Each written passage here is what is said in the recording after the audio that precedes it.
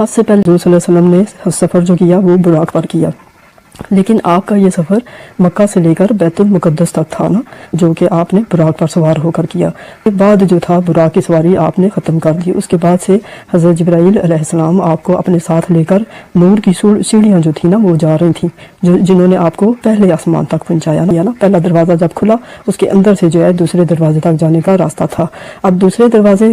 پر جب آپ جانے لگے تو اس ٹائم اللہ تعالیٰ نے فرشتوں کو حکم دیا کہ اپنے بازوؤں پر حضور صلی اللہ علیہ وسلم کو اٹھا کر دوسرے دروازے تک پہنچایا جائے۔ اسی طرح دوسرے دروازے پر جب پہنچے، وہاں کا دروازہ کھٹکایا، فرشتوں نے کھولا اور اندر جو تھا حضرت یحییٰ علیہ السلام اور عیسیٰ علیہ السلام نے آپ کا استقبال کیا، اور اسی طرح سے پھر دوسرے دروازے کے اندر سے جو ہے نا پھر آپ جو ہے اسی طرح فرشتوں کے بازوؤں پر سوار ہو کر تیسرے دروازے پر پہنچے۔ پھر تیسرا دروازہ کھٹکایا گیا، وہاں کے فرشتوں نے دروازہ کھولا اور اندر جو تھا پھر آپ کا حضرت یوسف علیہ السلام نے استقبال کیا۔ پھر جب فرشتوں کے بازوؤں پر سوار ہو کر چوتھے دروازے پر پہنچے تو وہاں بھی جو تھا جا کے حضرت جبرائیل علیہ السلام آپ کے ساتھ ساتھ جا رہے تھے نا ہر دروازے پر، انہوں نے دروازہ کھٹکایا، پھر اندر سے فرشتوں نے کھولا،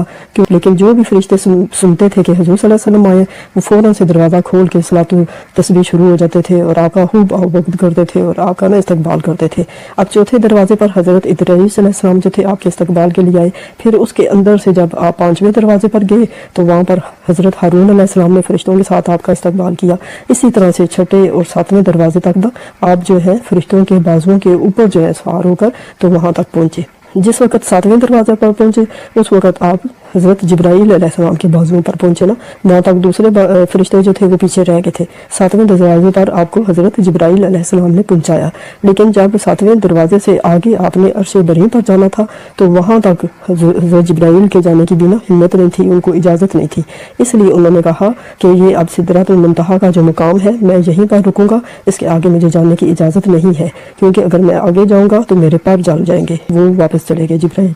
وہاں سے حضور صلی اللہ علیہ وسلم کو عرش بریں پر لے جانے کے لیے، جو کہ مقام حسین پر تھا، ایک رف جو اللہ تعالیٰ نے ایک خصوصی تخت بھجوایا تھا نا حضور صلی اللہ علیہ وسلم کے لیے، اس کے اوپر بیٹھ کر نا حضور صلی اللہ علیہ وسلم کے رف پر بیٹھ کے نا مقام حسین جہاں عرش بریں تھا، جہاں پر اللہ تعالیٰ جو تھے وہ ان کا تخت تھا نا، وہاں پر پھر جو ہے آپ کا سفر یہ جو ہے کمپلیٹ ہوا۔ لیکن یہ سارا جو سفر تھا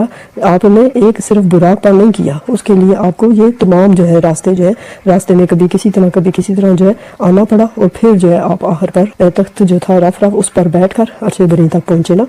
اور راستے میں تمام